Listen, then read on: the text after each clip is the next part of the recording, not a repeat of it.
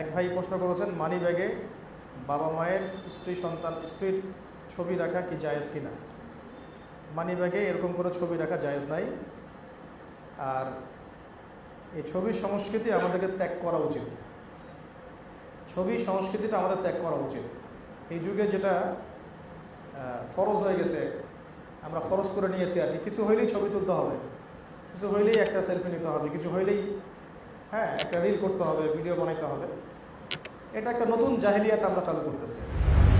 মূর্তি পূজার আধুনিক আয়ান হচ্ছে, মূর্তি পূজার নব্য স্রোত দেখা যাচ্ছে। এটা মূর্তি মানে কি?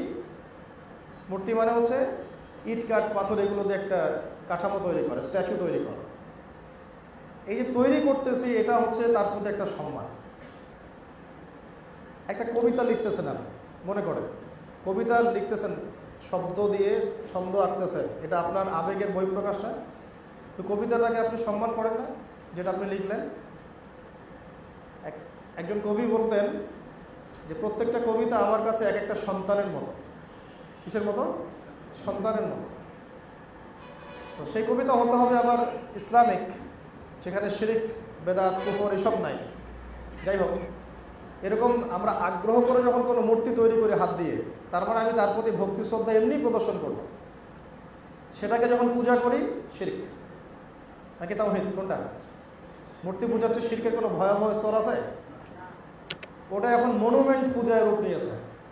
মনুমেন্ট ভাস্কর্য বানাচ্ছেন, ওখানে ফুল অর্পণ করতেছেন, শিরকি কাজ করতেছেন, শিরকি কাজ হচ্ছে। এগুলো দিয়ে ওই ব্যক্তিদের কোনো উপকার হচ্ছে না। যাদের জন্য এটা করা হচ্ছে, একটা জাররা পরিমাণ উপকার তাদের হচ্ছে না, বরং ক্ষতি হতে পারে, উল্টা ক্ষতি হতে পারে। সুন্নত তাদের জন্য দোয়া করা, তাদের পক্ষ থেকে সদকা করা, তাদের পক্ষ থেকে হজ করা, তাদের পক্ষ থেকে ওমরা করা। কেউ কেউ ইসলামের সওয়াবও করেন, ঠিক আছে, বুঝলাম। কিন্তু মূর্তি তৈরি করা না, ওইটা আমরা এখন খুব স্বাভাবিকভাবে ফোনের মধ্যে এই সেলফি, এই ভিডিও, এটা আমরা কেউই আসলে এগুলো থেকে মুক্ত থাকতে পারছি না।